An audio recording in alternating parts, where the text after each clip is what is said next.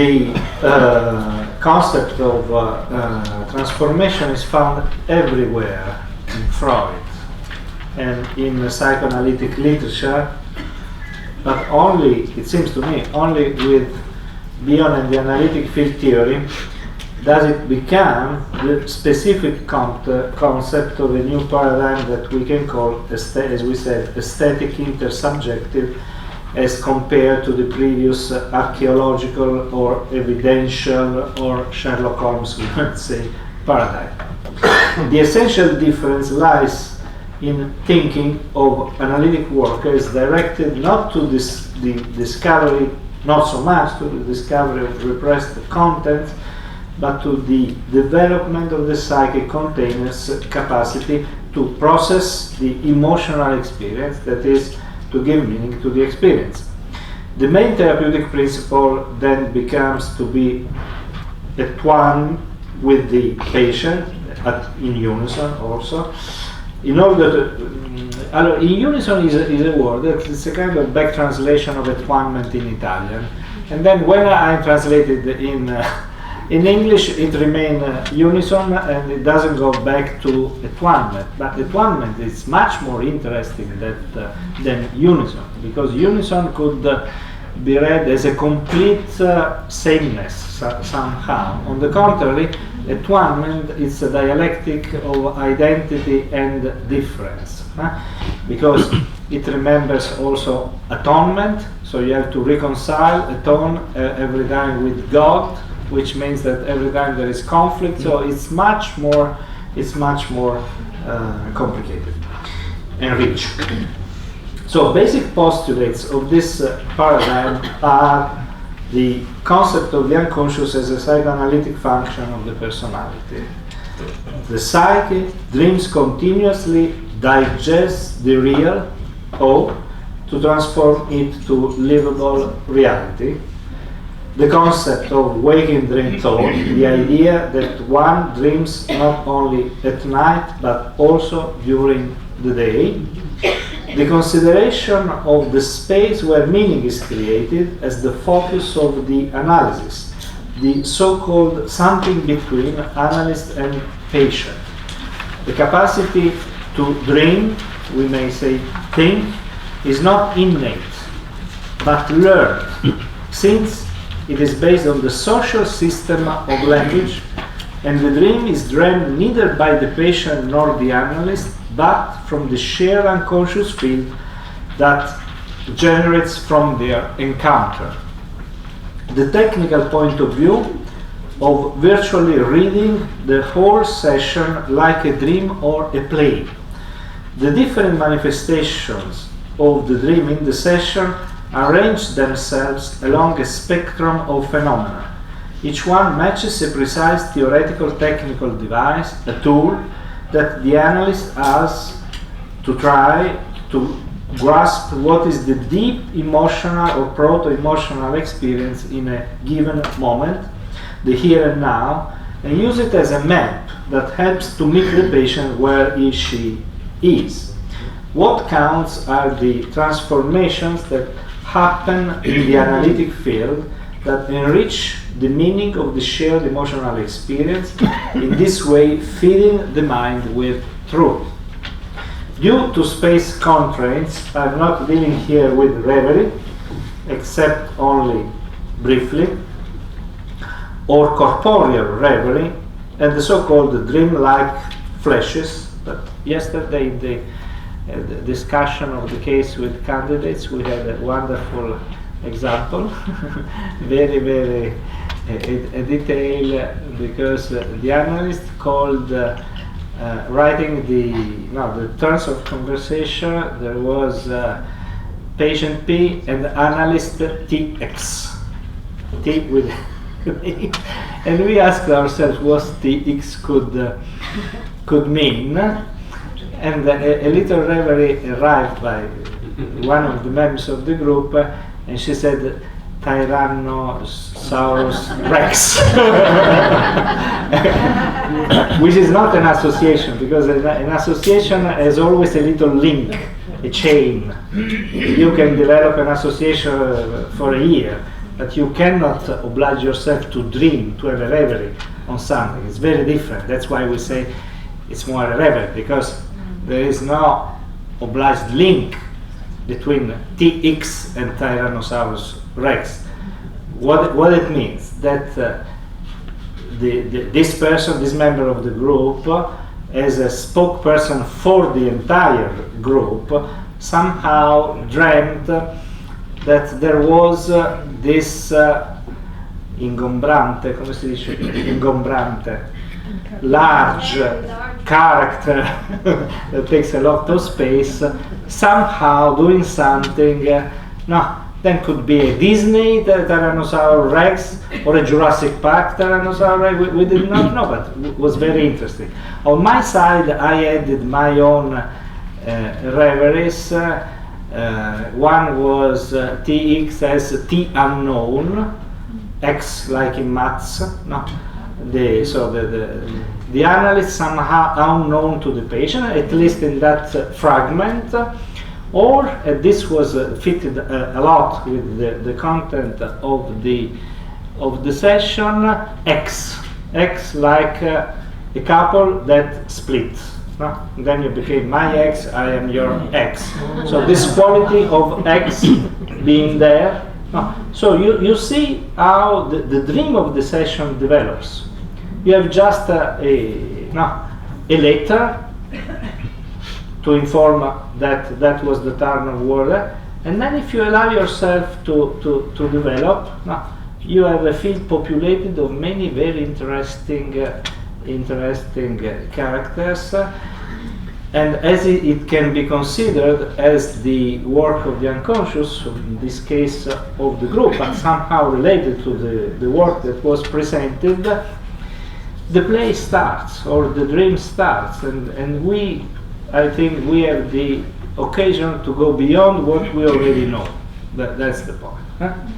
And we have the occasion of multiplying, making disciplined guesses, hypotheses, and to look at things from.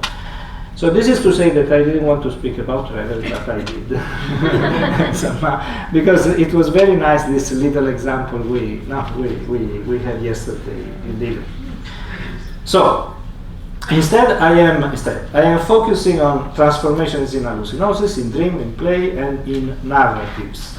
Most of the vignette I am presenting are shortened from supervisions, mainly for reasons of confidentiality. Nonetheless, they illustrate a certain way of conceptualizing this second kind of human relatedness invented by Freud. This was one of the brilliant ideas that I read in Alten. He said simply that Freud invented two new ways of being together that did not exist before, the analytic relationship and the supervision relationship. The basic idea is that the session's narrative represents the analyst's dream about the analysis, and that in order to be grasped, it needs to be updated by and rewritten in the new emotional context of supervision.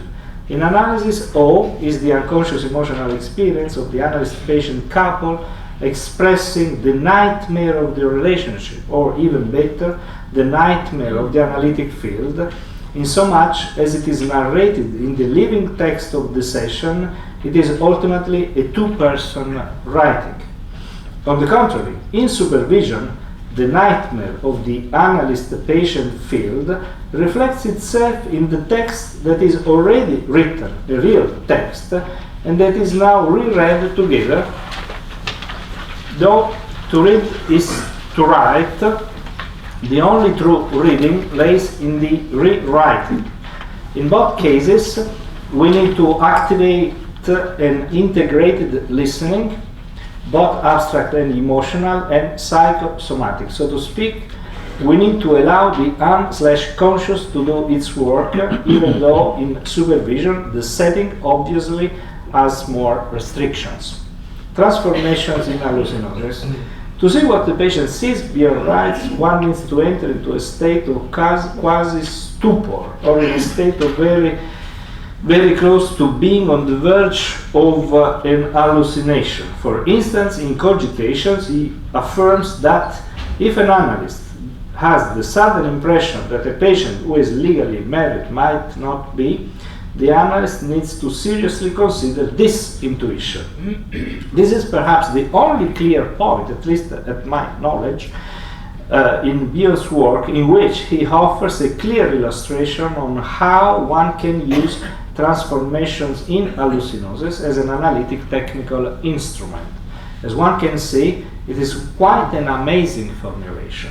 It often happens, you can consider it as a reformulation of what we already know as sleep or parapraxis, no? But as the slip of the tongue, slip of writing, or parapraxis, we brought them back to the unconscious as hell. And so they were reprobed to try to catch what the demon was in the unconscious hell encapsulated in the other. If, of course, we change the concept we have of the unconscious, also the meaning of those errors or mistakes change. We can look at them as a creative way of communicating something. It often happens in our daily work that we undergo misperceptions, or we have ideas that when we put to the test show themselves to be completely false in relation to factual reality. We are in the presence of moments in which we have, so to say, hallucinated or are delusional. Perhaps these hallucinations operate when one is taken by the anxiety of not being able to understand and to make sense of things. Then a situation is created in which, during the process of emotional digestion of the real, the activity of the projection could dominate and become visible. A state of perception in which the presence of violent emotions alters the delicate balance of hallucinatory and perceptual intuitive sensibility. Until we are in the hallucination, one cannot do anything. But when and if we realize we have made a mistake, for example, as in this morning vignette, the fact of writing no one without the break. This is a very simple example. Then the hallucinosis, or it is true that, of course, it could refer not to just a little sign, but to something that went on for months with a patient. So even if I give very little examples, very little details, but for hallucinosis we can also mean something that took an incredible amount of time and action. If we realize we have made a mistake, then the hallucinosis or the hallucination transforms itself in dreaming. Dreaming, if we think about, means not only immersion in the hallucinations of the dream during the night, but also waking up from the hallucination. We should always remember that a good definition of dream could not be confined in the delusional, hallucinatory states we live while we are dreaming at night. If we did not awake, we could not consider this as dreaming. At that point, the symbolic form is available to us, fully equivalent to the night dream, that we can use to try to reconnect with the patient. The terror of the loss of meaning, of losing the internal object that makes sense of the experience, reverses itself in the sublime experience of the epiphany of meaning. Different from transformations in dream, that, as we will see, are more or less intentional. So I decide to listen to a certain discourse putting before I had a dream. Or better, we should not really decide, but we should let the door open to this kind of listening, but still in more intentional, more conscious. On the contrary, when there is a transformation hallucinosis, at the start we don't know that it is a transformation hallucinosis. We know, because we are in the mistake, we know only we wake up. You see the difference?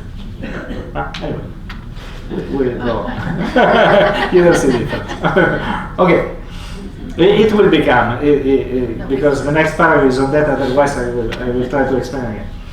So, my point was, what is the difference between transforming into dreaming, listening to everything is said as if it were the telling of a dream, so the little trick or device to put before any discourse, I had a dream, which is a model, is a model device, changes everything, changes the way you listen. What is the difference between this somehow conscious, intentional tool that we can decide to use, especially with patients that are so arid, that are repetitive, that somehow kill us? And if you make the effort, even intentionally, of the same story said once again, to say, I have a dream, then it changes immediately. So, but my point is here is, what is the difference with transformation hallucinosis? Transformation hallucinosis, you only know after you awake that you can use it as a transformation in hallucinosis. If you don't realize that there was, I call it a mistake, an error, no, only when Bion realized that the patient was really married, then he could make some use of his intuition or error or mistake for a while, lasting 1 second or 3 months, that he was not married. So you see, it's important. There is an idea, a great difference between transformation in dreaming and transformation in hallucinosis. And I say that exactly for this unintentional character, transformation in hallucinosis is somehow closer to real dreaming, because it's very similar. It is, so to speak, that's why it is, so to speak, the technical instrument which makes the unconscious work more, and here the unconscious is meant as the psychoanalytic function of personality that has the greatest capacity to think of infinity. For this, transformation in hallucinosis has the vividness and the certainty that only the dream has while one is dreaming it, and that it still has after we wake up and are still enraptured by its images. The concept of transformation in hallucinosis describes the transition from the experience of hallucination, a mistake of perception or ideation, a lapsus, etc., suffered at one point, to the capacity to recognize it as such. One carries out the same movement when waking up from dreaming. We can query the hallucinations we have when we have a waking dream, like the ones we have had in night dreaming. We are not looking anymore at them with suspicion, like unspeakable representations momentarily escaped from repression, but instead like expression of the unstoppable work of the unconscious as it gives poetic meaning to reality. Above all, the analyst's transformations in hallucinosis tell us something about the patient. They are not just about himself, as they don't have the mere value of associations, because both patient and analyst can be seen as places in the analytic field. So, anything that takes place in the field is the product of both. The asymmetry between the position of the patient and that of the analyst lies in the analyst's internalization of a sufficiently solid containment function that allows for temporarily operating in a regressive mode and staying in a meaningless and persecutory situation with enough faith in the possibility that sooner or later meaning will appear. At this point, the analyst will be ready to take the responsibility to repair the divide produced in the communication. So this is a first example of transformation in hallucinosis. I called it SAPARL. You know that was an expression used by Lacan. It sticks. So here's an example of microtransformation hallucinosis derived from a banal mistake in the reading of the text of a supervisory session. The analyst's patient, E, is speaking and says that she doesn't know what to expect from analysis. She's bored, there are limits, She's afraid of them and gets discouraged. Then the text, the protocol for brought to supervision, starts a new line and begins with a capital A, without a period.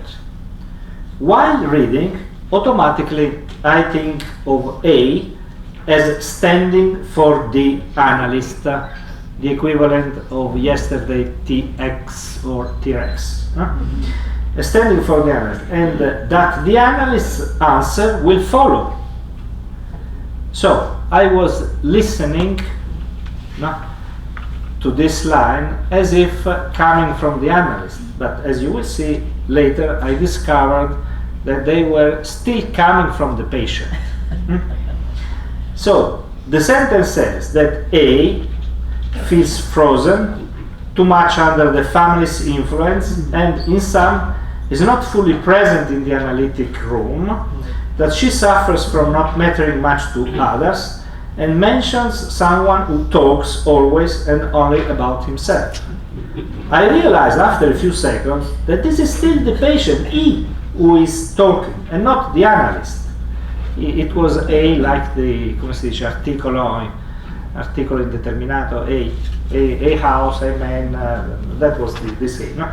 So attributing the text to the analyst, even if for a short time, the same narrative could lead one to think of the possibility of the analyst not feeling appreciated by the patient, suffering from the judgments colleagues may have about her work, and that she senses the impulse to give too many clever explanations instead of welcoming his emotions. And finally, that she finds little engagement in her work. If considered like a micro waking dream, this little oversight seems to be helpful to understand why the patient persists in complaining about things not going well with her husband. But again, who is the husband now? Why the husband? No. Could it stay for the analyst? And that she feels empty and unsatisfied. And finally, my transformation in hallucinosis, to be read in order to have meaning like an event of the field, helps me to speculate that maybe I should be less, so to say, intelligent and judgmental toward my analyst colleague in supervision, that I should lower the expectations of the psychoanalytic family or institutions and help her gradually develop her own path of growth and learning. So this is, you see, a very tiny little example of how many productive readings and coherent somehow, coherent with the theoretical frame. And this is a way, so we have, I always imagine that we have our toolbox. In our toolbox, we need to have our tools and to keep them in good order and to do in a humble way our job. It should be precise and so on. Poetic style, this is another example. This was a group from a group supervision. It is another example of transformation in hallucinosis in reading from S supervision case. This was the text, a fragment of the text he read. It is the chronicle of an encounter that I'd like to report here, a chronicle that needs to be gathered and narrated before it will be located and settled in my mind. I will talk of an encounter and its first developments. I will talk of an encounter and the first ghosts that materialized in the office as my new patient spoke her first words. I will talk of an encounter and the first presences that invaded even before the hypothesis of its concrete development was defined, presences that tested my mind with questions and disturbing hypotheses. These fragments are sufficient to show the stylistic efforts the author has unconsciously pursued while writing up the case, choosing certain wordings, syntax, a certain rhythm. It is evident that he's trying to arouse an intense emotional reaction using some linguistic artifices. The poetic quality of the writing, rhythm, pathos, rhetoric, etc., is redreamed by the group that participates in the supervision as a way to dream for his patient who doesn't dream and is not poetic at all. On the contrary, the sessions are very concrete, the atmosphere dry and desperate. Using poetry that by antithesis shows its absence is read by the group like a sort of transformation in hallucinosis. Actually, the group awakens the colleague to the meaning of the rhetorical weave of his report, something he was not aware of.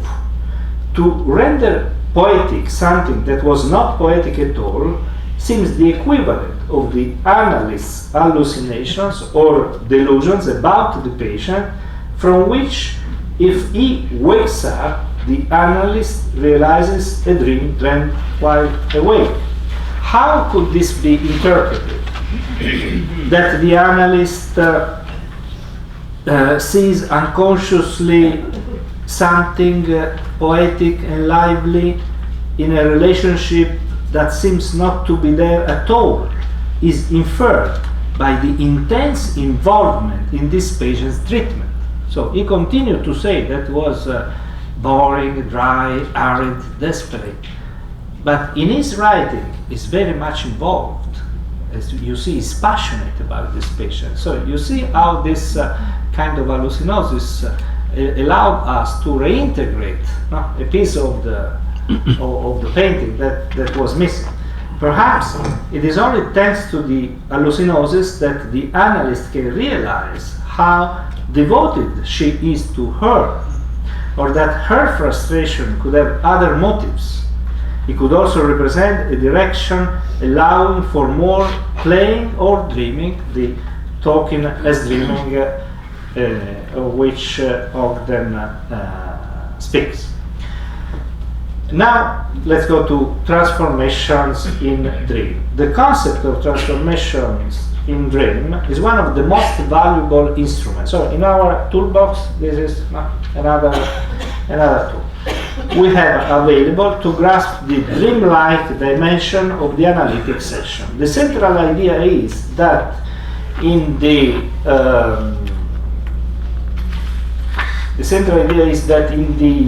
analysis, every conversation can be listened to as if it were a plot or narrative derivatives of waking dream thought. A simple technical device consists of putting before what is said by the patient or even the analyst, both being places in the analytic field in this model, the small sentence, "I dreamt that," or better, "I am dreaming of." In this way, using this ingenious stratagem, one reconnects immediately to the communication's unconscious level and is able to refocus on the quality of the ongoing emotional experience. It is a simple and intuitive way to tune in with the unconscious dreamlike flux of the dialogue. Reality, which is often two-dimensionally presented by the patient, requires immediately the vivid and rich dimensionality of the dream. To avoid falling into a mechanical use of transformation in dream, the best way to use it is to internalize it, forget about it, and then rediscover it each time as a surprise.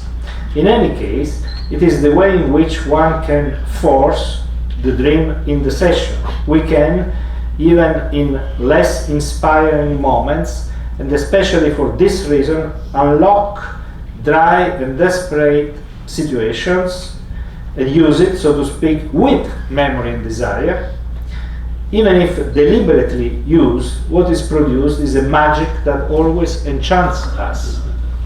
Deconcretizing or derealizing reality suspends our way of seeing based on a form of naive realism that helps us to listen to the story like a dream that is narrated simultaneously from a different vertex, that is what is happening in the now, and to accept one's deeper emotional involvement.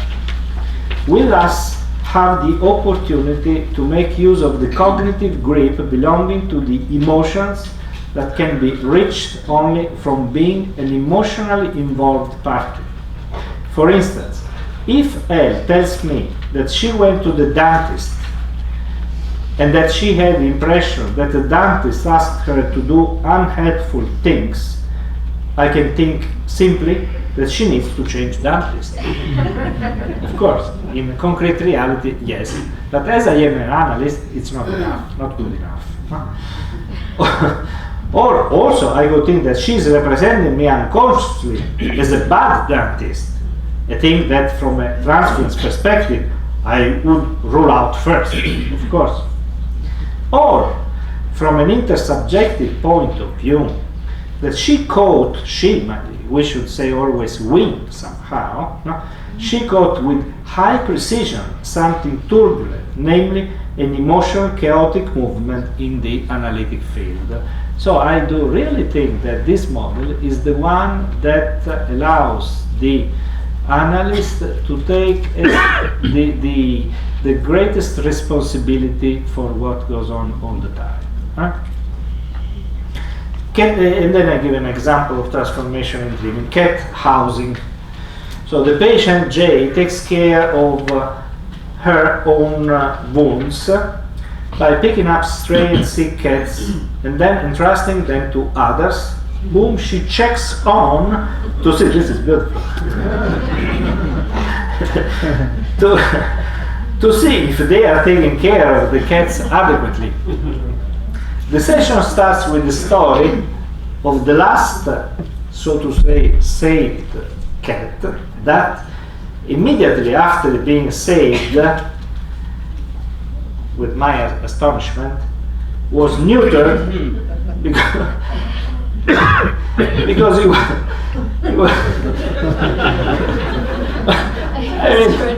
I asked my patient, look, does it seem to you, I know that they do this, that there are reasons, but still, if you present yourself as a savior, and then the first thing you do,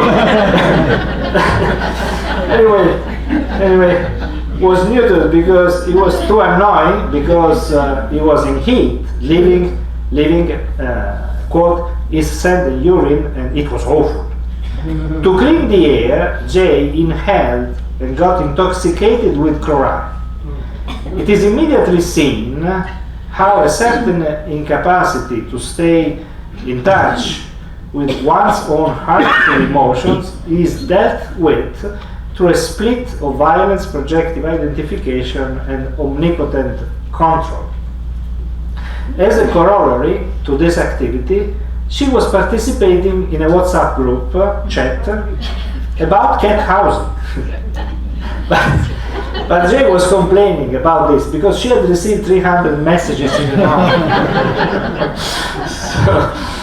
So the point is now, how do we listen? How do we listen to this from the point of view of the analytic field? First, it is helpful to think of the messages in an objectifying view, because of course we don't need to forget that we learned a lot being psychiatrists or psychologists or other psychoanalytic models, so maybe we keep them on the background. But, so in an objectifying view, we can also remember that we know that an obsessive modality sometimes is used to face psychotic distress, a sort of desperate attempt to use a somewhat cancerous hypertrophy of thinking to turn off the aesthetic body from which violent emotions spring up, so to speak, an attempt to defensively depersonalize oneself. This already could be a way of making sense of Jay's experience and of the analysts dealing with a patient with such issues. But our understanding would still be incomplete. To make it less incomplete, I think we should also ask ourselves why this story came out in that particular moment. For instance, the many messages of the WhatsApp group could be an unconscious way to signal to the analyst an excessive stimulation from the analytic field, and the need instead to function on a level more animalistic, so to say, namely non-verbal. The analyst should know, in short, how to meow. At the same time, the hot times with the analyst encounters seem to stimulate too much and require defenses that castrate thinking. In fact, in the same session, the patient asks to scale back her sessions from 3 to 1. So this is the price if we don't listen in a certain way, and we then say it's negative therapeutic reaction, is resistance, is the past, the traumas. But maybe if we listen more carefully and we are more able to meet the patient, things like this, I don't say that would not happen, because they of course happen, but would happen less. Moreover, the sessions also are face-to-face in this case, so that we can suppose it is more difficult to endure the reintegrative pressure that stems from a visual and therefore corporeal sexual mirroring with the other, while for the patients on the couch it happens only in the short moments of entering and exiting from the office. The technical problem concerns how to give hospitality to the wounded parts without causing them more violence, and how to use integrated understanding, not only intellectual but also emotional, involving oneself more in the relationship thanks to the field's receptivity. In the après-coup of the discussion of the clinical material, there was also a meaningful brief conversation with the analyst at the beginning of supervision about her attempt to learn Italian, the language of Italian. But now I understand this as the language of psychoanalysis, and in particular the language of the analytic field. This is a colleague that, yes, she's taking supervision, but also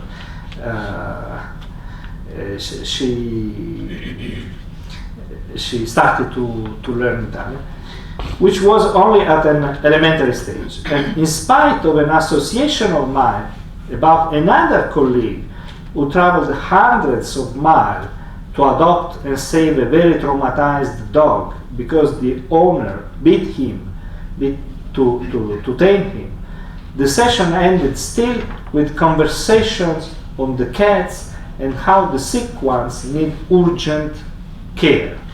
In my opinion, the radar of the analytic field intercepts more emotions. It is a tightly meshed net, even when it concerns hate and aggression. For instance, what is the abuse of WhatsApp during the supervisory session? It uses the lens that characters playing in the session to know intuitively the emotions that they and their plots represent. One of the criticisms that from time to time I heard that were addressed to this model is that maybe the analyst would like to be, as there is all this emphasis about attunement, to be too good with the patient. But it's not the case, I think, because again, if you use your negative capability, if you renounce empathies, of course you want to help the patient, and if you follow the play of characters as representing emotions that pop up in the field, when the Tyrannosaurus Rex or the Hulk arrive, you immediately should think that something of the order of violence or hatred or negative feelings are there. So there is no denial of any negative transfers, so to say. Now we have another vignette, and I hope that step by step, all our theoretical and abstract ideas get a bit more simple. Again about cats, so this is the suicidal cat. Emma tells me about a cat that has a hard time getting used to its new home. Emma went away for a few days, and upon her return, the cat wasn't the same. I heard in a movie a couple of days ago, maybe Burning, it won a prize somewhere, and there is a she who tells the boy, because she is leaving, she's traveling in Africa, and he asks this it's a Chinese movie, to feed her cat while she's away, and she says, and he asks, can I take the cat to my house? And she says, you don't change houses to a cat. I did not know, but apparently. So now I understand better also this vignette. But of course, this is the same for us. No, every change is difficult. No? So very stressed and intractable, she jumped twice from the 5th floor. After a while, Emma tells me about her new job. It seems that she cannot do it, and that everyone is spying on her. You are feeling lots of pressure, I say. Surely, she answered. And she explains that she needs to smile to everyone, but inside she feels sad. But it is only when rethinking the vignette of the cat as if it were a dream that I seem to grasp fully the true depression Emma is suffering, about which, as it happened many times, we overlook for fear to know really how she feels. I couldn't tell her that she was feeling a bit down, because I would have scared her. But I said it about the cat. So you remember Dickinson, tell its length. Huh? When the conversation returned to the difficult time she was going through. So I could say, yes, but maybe your cat is a bit depressed, but I said cat, but I meant you, of course. But I tried to tell it in a way that could be accepted to find a place to stay. This is the idea of shared truth, right? In this way, we got closer to something. We cannot yet talk about it in an open way. The character of the suicidal and depressed cat also poses questions about the lived experience in our sessions, and to a depressive quality that ultimately connotes them for various reasons. After a week, Emma tells me that to cure her cat, she used the hugs and cuddling cure. And that seemed to work well.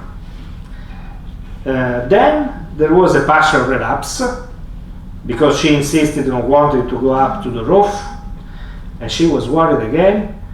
So I told her that probably they should have to increase the frequency of their sessions. And she smiled.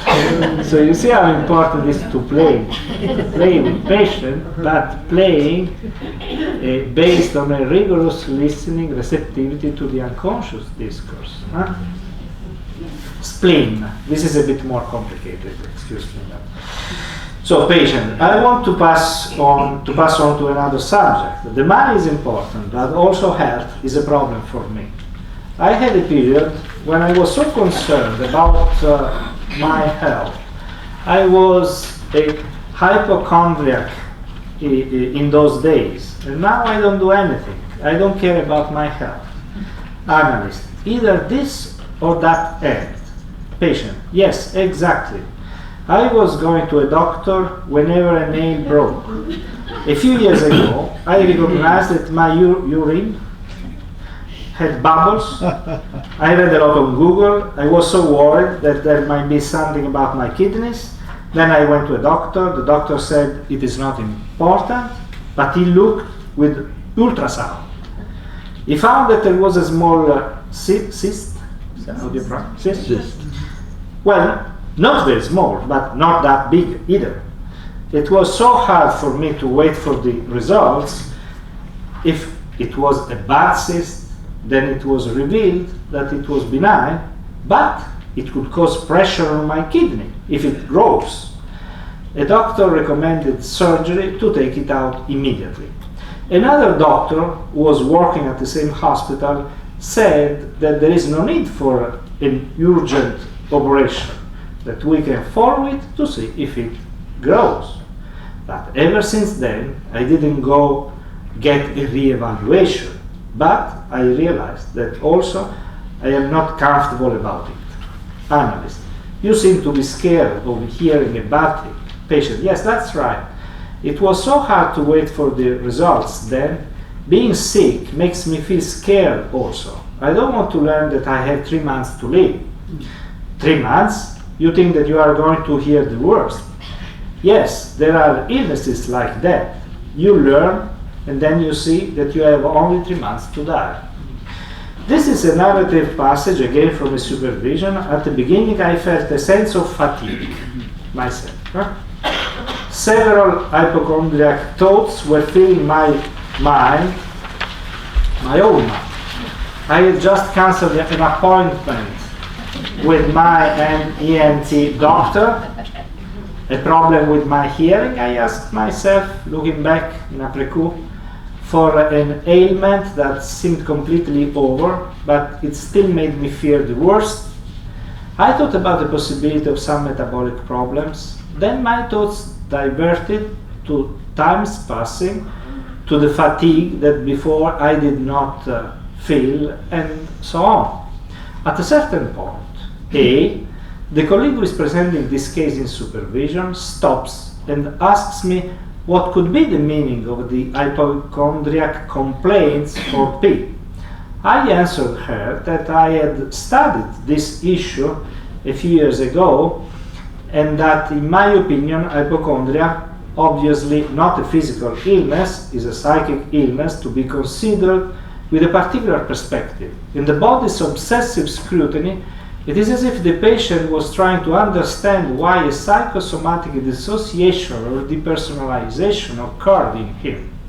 In the session, it should be read as a reference to the mother's body and the relationship with it, and to the body of the analytic field as an attempt to awaken the analyst's attention to the semiotic or corporeal or musical aspects of the communication or the body of the setting. Listen. So I don't say all these things all together. Maybe neither in this case. It's not much more simple. Anyway, A listened and adds that P was also preoccupied that he had something in his spleen, as if she wanted to confirm the hypochondria diagnosis with the typical variety of symptoms. But in English, the supervision is in English, milza, which is Italian, is spleen. My thoughts go surprisingly to the famous Baudelaire's poem, which has this title, Spleen, is one of the most famous. It is as if what is not seen beneath the hypothesis of the hypochondria, which relates instead to a psychic suffering, could be intercepted with precision through the surfacing of the unspoken or the not yet spoken of this information recovered only at this point of our conversation. Intuitively, the current emotional problem is clarified. A certain spleen or a certain field depression. In fact, as you remember, the poem reads, a black day pouring down, sadder than any night, end of quote, possibly less receptivity of A toward P, or my own receptivity toward A now. Meanwhile, that was really a surprise. Meanwhile, at this point, I realized that my thinking is clearer. It's not longer hard to pay attention. One can say that the positive, that is, moving from chaos to order transformation of hypochondria or field depression has happened, resonant with what is between A and P. That could be explained with the recovery of curiosity and the liveliness caused by an event that seems true and surprising. One can see, as in a system of matrioskas, Russian dolls, or resonant fields, or repetitive typical elements of a fractal, that the mother's spleen, maybe, became the patient's, and then the analytic field's spleen of his analysis, and then it became the initial spleen of the supervision. Only at this point, and thanks to the psychoanalytic instruments, a sense of vitality could be regained after living through a time lapse characterized by the maelstrom of numb thinking. Also, one should get the idea of the necessity of having moved through a moment of crisis. We might say also schizoid, paranoid position, ambiguity, tolerance for doubts. Let's go now to narrative transformations. Narrative transformations can be thought of as those that in the analytic field model are usually indicated as unsaturated interpretations, or in models based on a one-person psychology as interpretations in the transfers. The analyst accepts the narrative universe proposed by the patient and tends not to break the narrative continuity with interpretations that reveal the off-camera of the unconscious. Instead, the exploration of the emotional experience lived in the present continues, questioning the characters of the session or commenting on their actions, as I did before with the cat. Among the narrative transformations, I would include situations in which the analyst acts like a Greek chorus. He repeats something the patient has just said, or says it slightly different. Often, this very simple intervention, in fact, to say almost the same thing, is very helpful in communicating attention, availability, sharing, therefore bringing back the conversation. If it is undervalued, it is because one doesn't realize that many times the emotional musical mirroring has more weight than the intellectual abstract one. I would add then the potent tool of metaphors or similes. Each time one starts to reformulate what the patient said, it is good to say it's as if. It's as if. No, a patient complains and says it's as if you went on July at Venice Beach and you could not take a bath, go into the water. It is as if you were to visit Rome and you discovered that you had the fever and you could not get around. No? But the metaphor is powerful. The metaphor is like a dream. Every time you go back to the metaphor, you get new perspectives, new ideas. A metaphor never ends, exactly like a poem or a dream.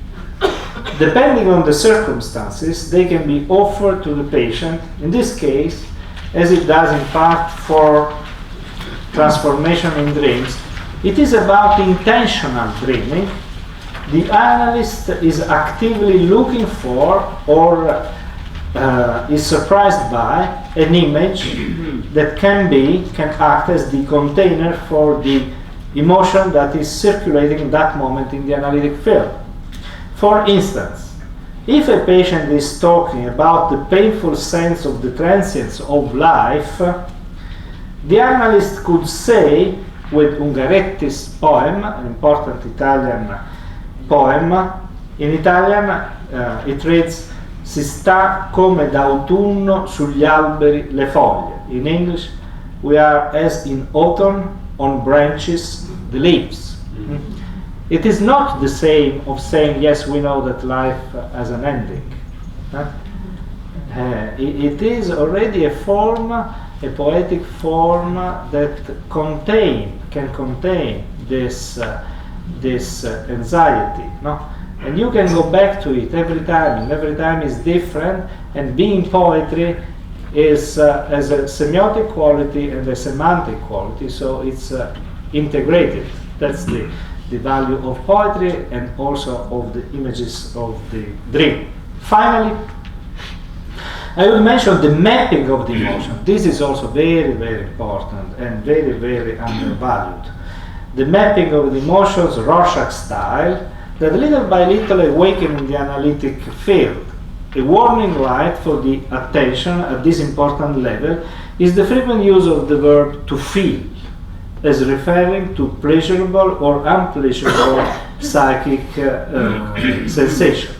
I would say that here we are at a more elementary or preliminary level than that of unsaturated interpretation that we can define as those carrying a strong interpretation of the unconscious meaning of a communication, even though in an indirect or elliptical way.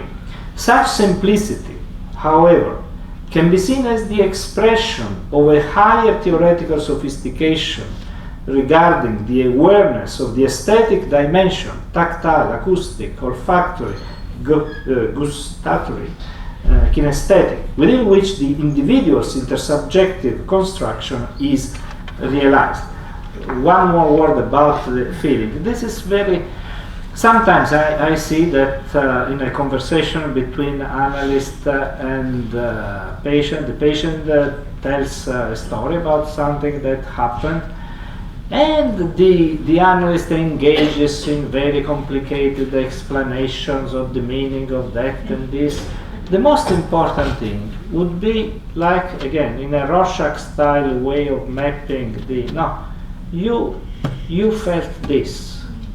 I understand that if one incurs in these events, one would feel in this way, that way.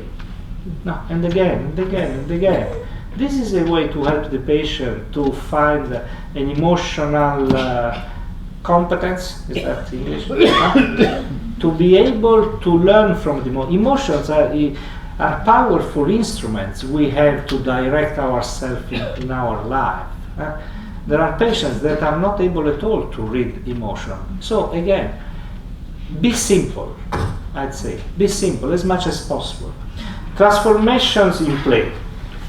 Transformation in play is an expression that can be used in two ways. In a broad sense and theoretically, it can be used as a synonym for transformation in dream.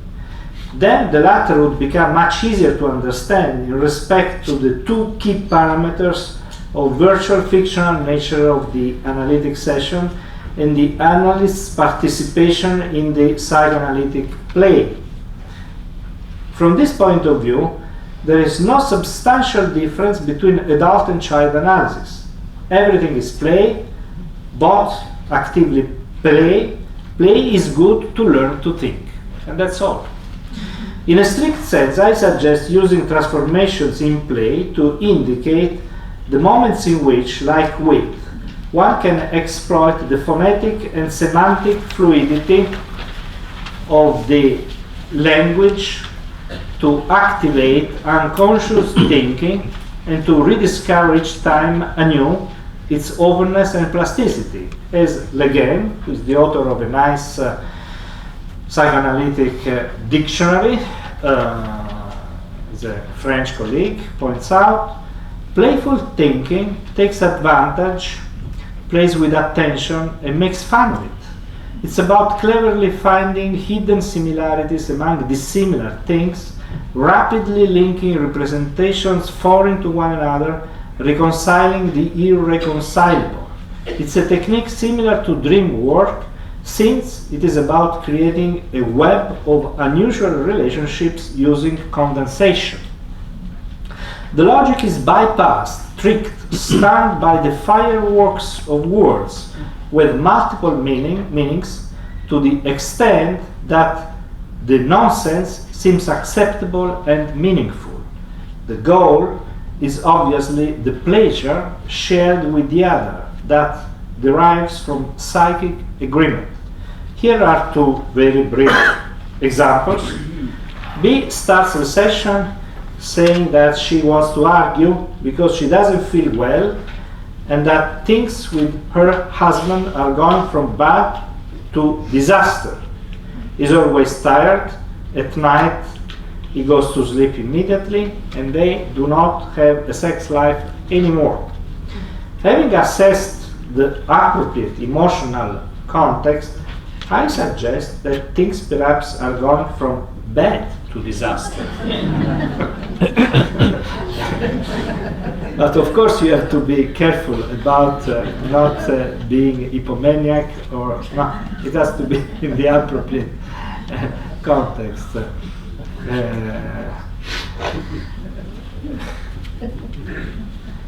Well, a patient of mine a couple of weeks ago is very simpático. He arrived and said, doctor, I didn't bring the money for you today. I said, have I been bad with you? What did I do? He smiled and I mean, try to feel free. No, free, but no, with method in stand-by. What did I do? What's wrong with you? So a few minutes are left at the end of the session. He stops talking. Are you on standby? I ask her. Yes, she replies. Between bye-bye and stand by me. In my funny comment, I had in mind that he was waiting quietly for the farewell, bye-bye, okay, but not at all that she would express such a need for closeness. Stand by me, like an imperative. No, stay here, please. In a few seconds, less than seconds, we wrote together a full narrative. In essence, we have to part, but that hurts. Or now I have to go, but what will you think about me? So it was very quick. Another nice example, sometimes ago a patient asked me, okay, I know that you like to go on vacation during summer in Sardinia. I don't know how, but Pavia is a small town, so people know. And she asked, where do you go usually, or I don't remember what are the places. I asked her, I said, will I tell you? Will I not tell you? Usually I should, but in America they speak a lot about self-disclosure. It seems to be a good thing. After all, Sardinia is so large. And I said, okay, Orosei. Orosei is a wonderful golf, beautiful place. It's in the middle of the east coast of Sardinia toward the north. It's a wonderful place. I've been there a few times, but we also love to change. I'm really in love with Sardinia. But she immediately, are you telling me that I'm gold for you? Because oro in Italian is gold, and sei is you are. Oro say oro. You are gold is no. You to say oro or say oro. I was completely unaware, but you see, in a very quick way. And again, I am happy that I didn't play the Pharaoh would say the West Point analyst. I allowed myself some freedom. After all, it's an analysis that since 7 years, 4 times a week, it's a colleague in training. But it was nice, so because she was quick, very quick. So this is the. So now to end this text, a few more pages. If you are not too much tired, again, let's try to a brief summary. A new paradigm in psychoanalysis. Because we are always divided among those who say Freud said everything. Everything is already in Freud. In a way, it is also true, because après coup, after après coup, and being such a great genius, myself, I love writing on Freud papers, going back. For example, I love writing the paper on masochism that is published in the JAPA, because that gave me the possibility to go back to the fourth Da game and to beyond the pleasure principle. But of course, I wouldn't say that he said everything. No.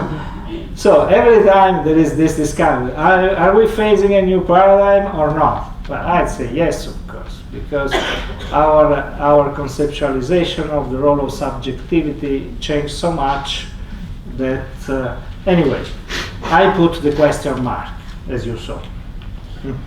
A new paradigm in psychoanalysis. I learned that when you want to say something that could be misunderstood, you say it, but you put a question mark at the end. So it's called rhetoric question. So the psychoanalytic views of Freud and Bion come from two different theories of human nature. In Freud, an economic vertex takes precedence in which the individual is seen as ensnared in a play of instinctual forces, whether the encounter with the object is considered somehow instrumental to the drive's satisfaction, primarily not in the intersubjective dimension of recognition, which it is not the conscious recognition of the other, and the creation of meaning. So, at the beginning, there is an isolated individual.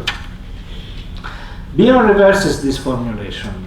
He puts the social relationship, the group, and the joint action at the beginning. To explain how he arrives at this objective, Bion does not think of an isolated individual seen in his pre-human determinations, that is to say, pre-social. Rather, he starts from an individual seen as a part of an intersubjective medium in which he must differentiate while continuing belonging to. Bion overcomes the Freudian relative solipsism and therefore chooses not to talk of drives, but instead of emotions and what tie two different subjects, the elements of an elementary group, in a relationship. The importance of emotion as a synonym of non-verbal meaning, albeit always in the broad frame of the symbolic or the human specific, is that it carries the sensibility of the singular, of the individual, and of the personal, to the concept and to the universal. Perhaps the only true change that Bion brings to the Freudian theories, given that in respect to the basic principles of dreams and free-floating attention, we can say that he radicalizes them, is in conceiving the subject in the most rigorous and coherent way as a social construction. In my view, the antidote to a rationalistic debasement of psychoanalysis is precisely in this rediscovery of the emotions and the essential role they play in the intersubjective and aesthetic constitution of the psyche. If, as they say, a mind is born from another mind, it is necessary to specify that the latter must be suffused with emotions and inspired by feeling. Otherwise, it couldn't fulfill its task or do it well. Why?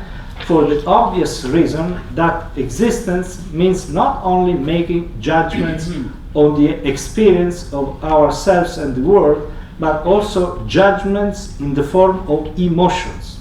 And if the mind does not have to be split, the ones could not be without the others. Somebody here attempted to correct me, my bad English, to edit, but okay, let's go. Now, the only way for a child to internalize not only the ability to solve abstract operations of logic, but also to read reality emotionally, is to have received in turn a correct emotional definition from the other. For Bion, thinking means thinking aesthetically. From this discourse, one can tell that for emotion we need to understand something, a kind of self-affection, that has received the imprint of sociality, and that is why it carries human meaning, although not in terms of meaning that is translatable in words. That is what the passage from beta elements to alpha elements means, from a pure instinctual emotion to an emotion suffused with sociality, language, and culture. An emotion that we are not able to transform is like a tear in the fabric of being, something that determines ourselves in our total and defenseless unawareness. In Freud, there isn't an actual theory of affects, at least this is Meltzer's opinion, because they are seen mainly as phenomena of discharge. It is true that the analysis takes place in an affect-laden, even passionate atmosphere, and that the transference neurosis is the engine of the cure, and yet, at a theoretical level, it is always a mésalliance, read by the analyst from the perspective aimed at knowing the other and his intrapsychic functioning, and not as the complex and dynamic signaling that leads to an intersubjective encounter that may result in psychic growth. Sensitive intuition and conceptual thinking are both necessary elements to translate experience. The problem of the cure is how to keep the sensitive moment and the intellectual moment together in a state of ideal tension. What the concept of transformation summarizes is that the analytic process becomes not the search for repressed representations, understood in some way as deformities of psychic contents that should reflect reality as it really is, but the observation of how the mind transforms the active emotional experience in action, even if only limited to the activity of memory, like during night dreaming, and thus produces meaning. This activity of transformation, where the prefix trans shows that it can only happen between and in the presence of another mind or other minds, cannot do without conceptual thinking, which is the sine qua non of self-consciousness, and therefore is more or less pragmatically in agreement with the explicit social rules or with the normative principles intrinsic to language. Each happy experience of producing meaning is the work of past positive experiences of intersubjective recognition, and together increases this function of the psyche. The important thing to grasp, therefore, is that for Bion and for the post-Bionian theory of the analytic field, the concept of transformation goes always hand in hand with the concept of awe and of invariant, and therefore of a certain idea of truth. The transformations that interest the analyst are those that nurture and grow the mind because they are consensual, that is, true. For this, it is important to know how to recognize them even when they are not evident. It is important for two good reasons. Firstly, because only in this way it is possible to map the analytic field and feel where to meet the patient. Secondly, because the perspective the unconscious has on things is always richer than the conscious one, in that the unconscious perspective is more able to think of the infinite.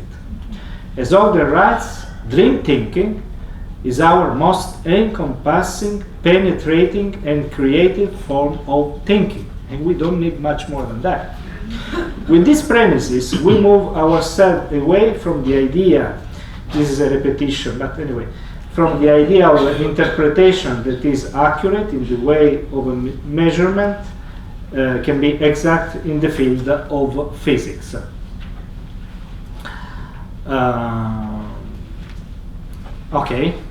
Let's repeat this paragraph as well.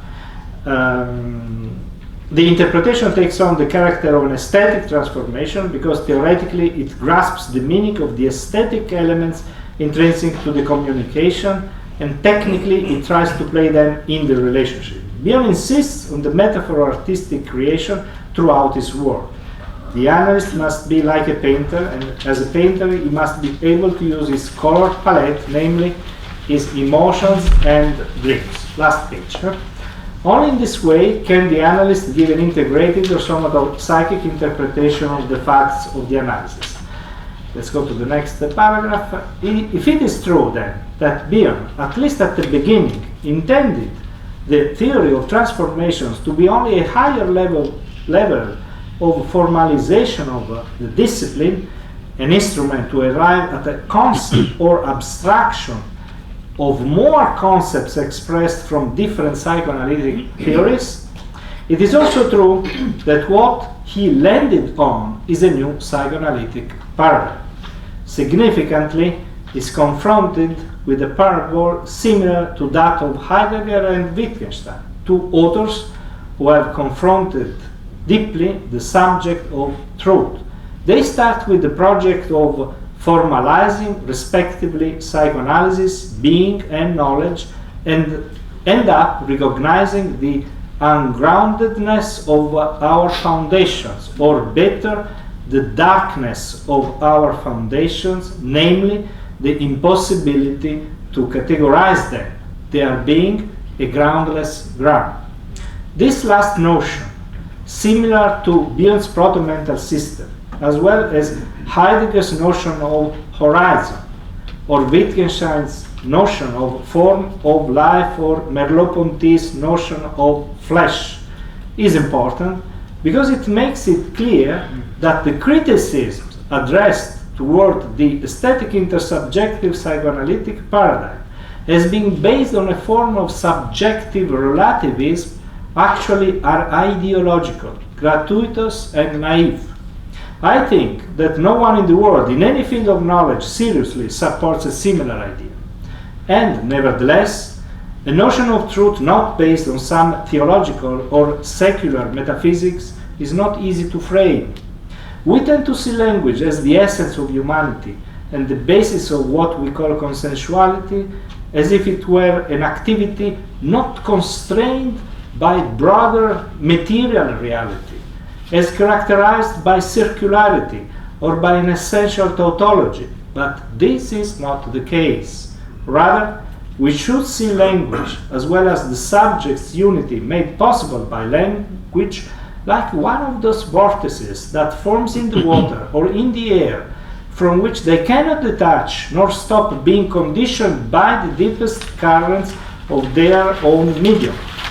In the same way, the criticism of a concept of truth, understood as pragmatic and intersubjective, neglects the fact that it actually does not refer, nor could it be, intelligently, to an arbitrary or autistic intermediation among individuals, but rather to a game governed by iron-bound rules, though largely unknown to us. To be able to symbolize, it is necessary to have a certain tolerance of the object's absence. So, too, theoretical thinking must necessarily tolerate, to paraphrase Grotstein, a certain beam of intense darkness. Thank you for the attention.